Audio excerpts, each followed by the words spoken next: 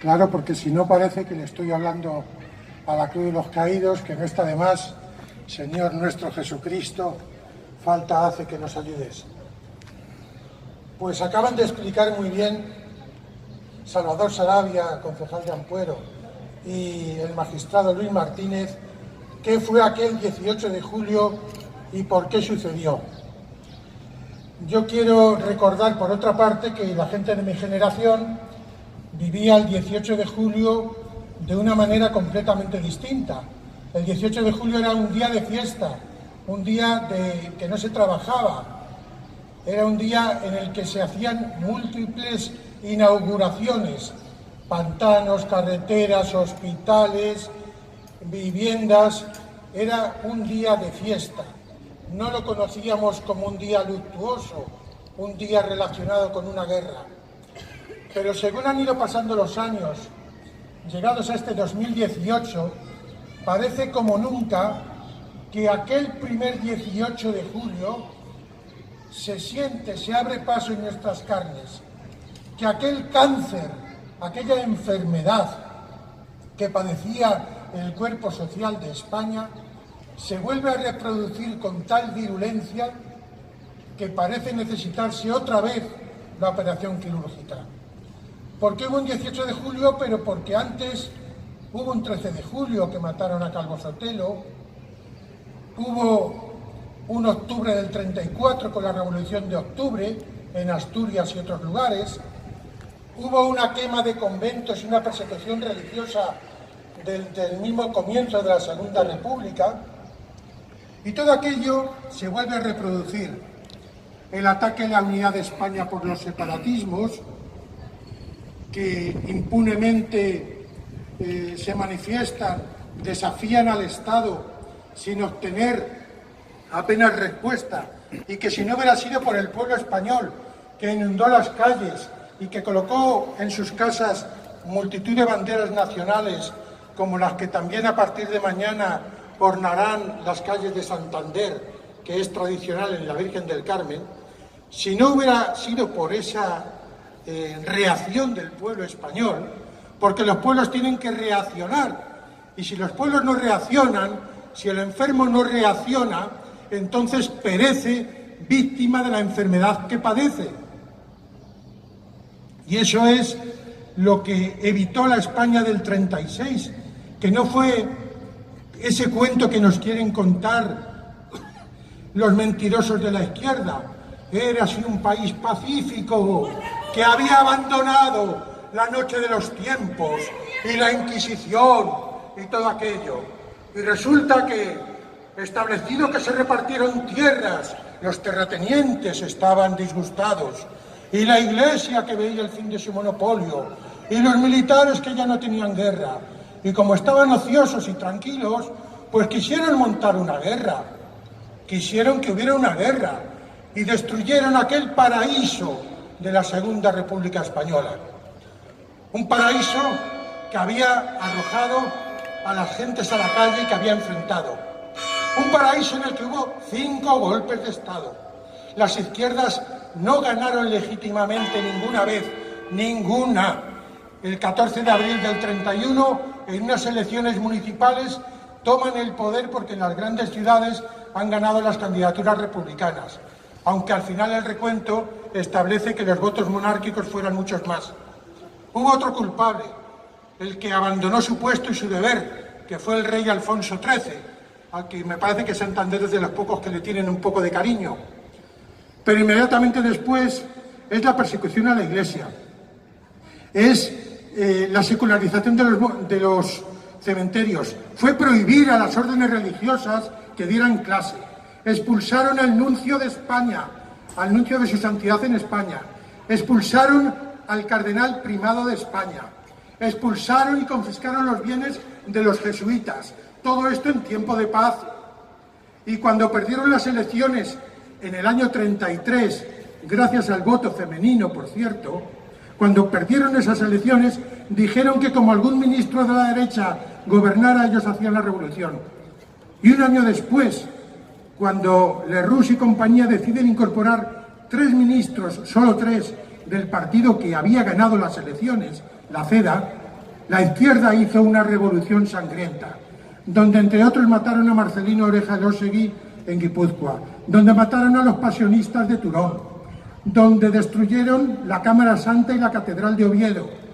Hicieron todo esto en el año 34. Y en el año 36, en febrero, cuando se vuelven a repetir elecciones, se apoderan de las actas por la fuerza. Los podemitas de aquella época se hacen con el control, deciden quién vota y quién no vota.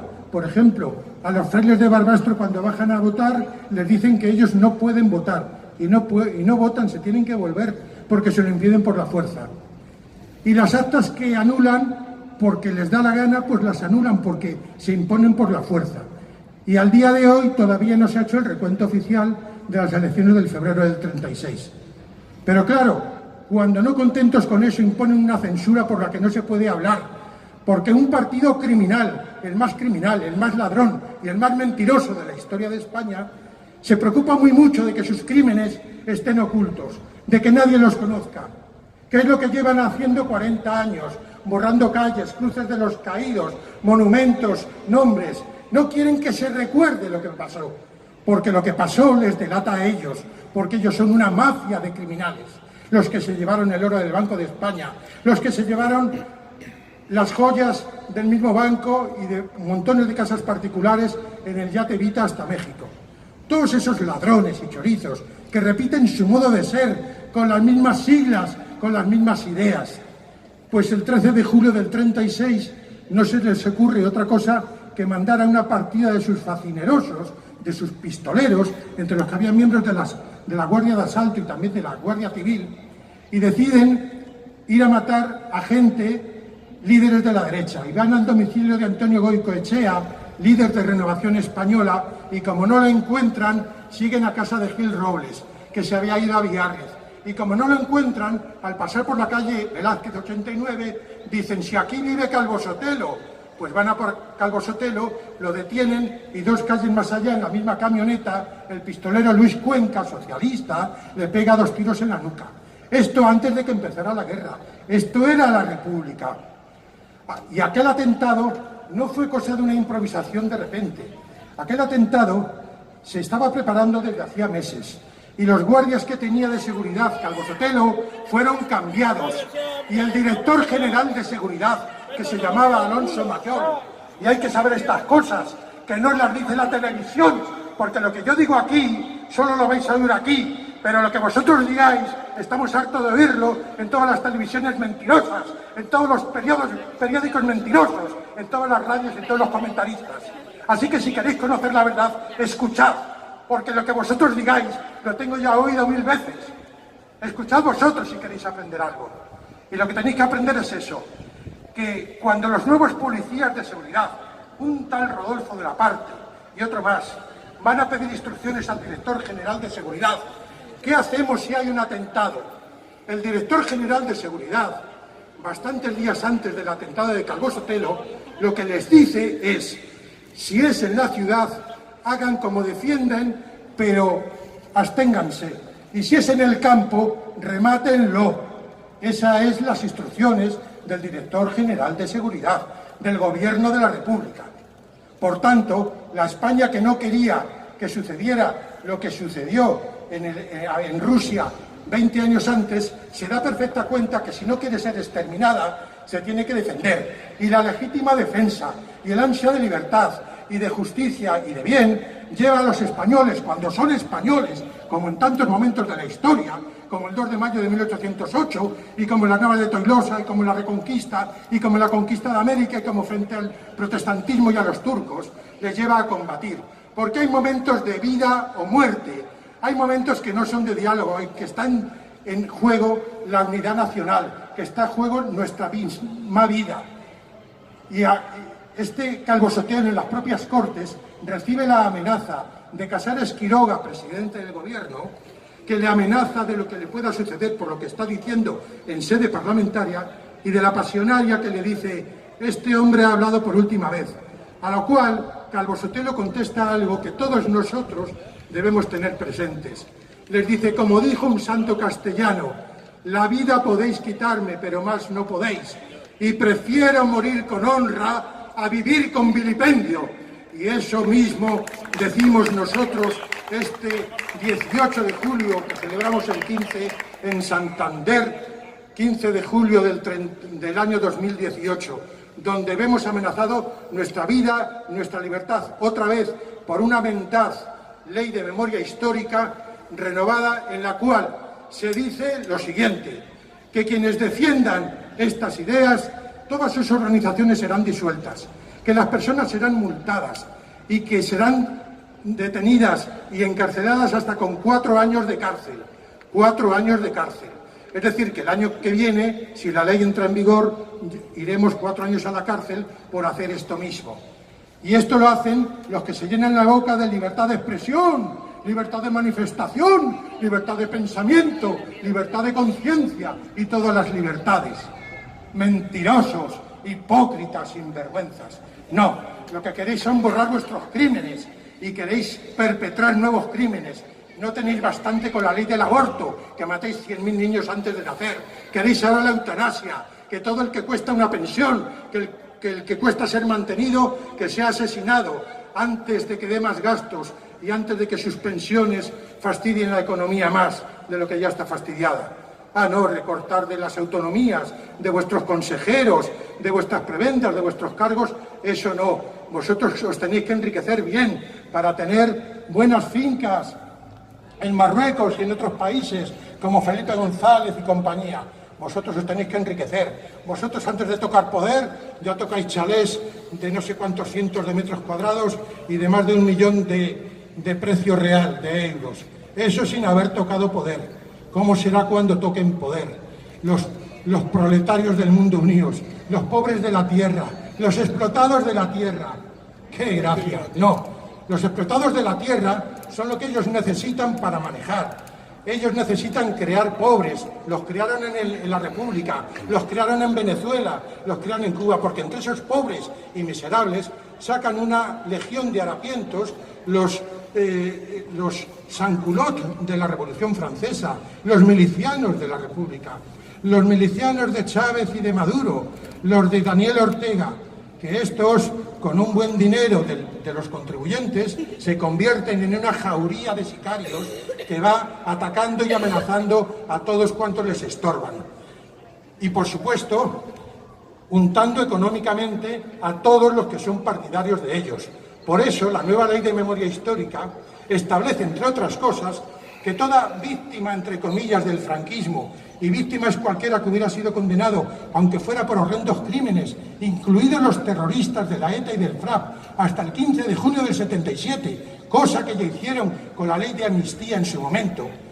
Cuando esta gente sea resarcida porque los tribunales franquistas van a quedar todos anulados y van a quedar condenados y sus condenas no van a valer para nada, las víctimas, entre comillas, los usufructarios de todo esto van a recibir 135.000 euros cada uno, hasta la 4ª generación, o hasta cualquiera que hubiera mantenido relaciones, aunque fuera sentimentales con ellos. Esto lo dice así la ley, que yo me la he leído, que seguro que muchos de estos no se la han leído, presentada en diciembre del año pasado por una tal Margarita Robles, que ahora funge de ministra de Defensa, creo, nada menos.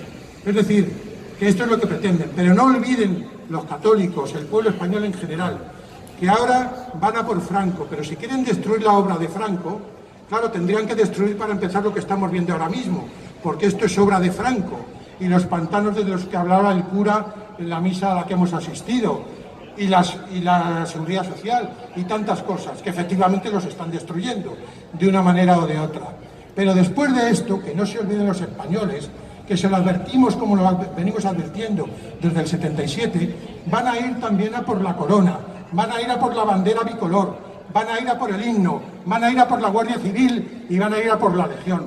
Es decir, no creáis que se van a conformar con Francisco Franco, no se van a conformar solo con el Valle de los Caídos, que por cierto esta mañana ha llegado tal multitud de gente que han tenido que cerrar las puertas por haberse completado el aforo, mientras una larguísima fila de cientos de metros aguardaba para poder entrar a la siguiente misa y continuaban llegando coches y coches al recinto del Valle de los Caídos. Eso esta mañana. Quizá no nos lo diga la televisión, pero os lo digo yo.